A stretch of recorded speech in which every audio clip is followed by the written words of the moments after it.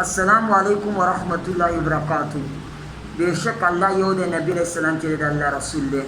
پاکستان قوم زما دا عرض دی، په اردو کې به هم کوم او انشاءالله پښتو کې هم. په لاهور کې یو درې مالې دي، یوه ته کچا باندې ویل کېږي، یوه ته بودوا چینتګل ماله ورته ویل کېږي، یوه ته ټینکو ماله. او دلته 2 نمبر خلک دی بې ضمیره، او یو د مشر و کشر پکې عزت نشته. چند کسان دي ډېر زیاته رانیتوب کوي، او تقریبا 3 کسان په ټینکو کې دي او 2 کسان پر کچا باندې کې دي، او تقریبا داسې د بودوا واته هم راکړه، نور لچر قچر پکې هم شامل دي.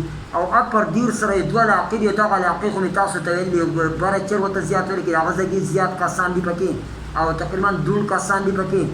او د خیبر پښتونخوا ډي پي او صاحب او آی جي صاحب ته دغو ته هم زما درخواست دی، پنجاب چې کوم آی جي صاحب سی سی پي او صاحب دیو ته هم زه درخواست کوم په دې اردو کې.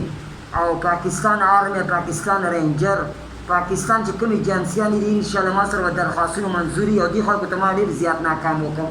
او انشاءالله زما دا کوشش دی چې زما د درخواستونه په هر ځای کې جمع شي، او زه به د پاکستان ایجنسیانو، پاکستان آرمي، پاکستان رینجر د دې غونډو به زه شکریه ادا کوم.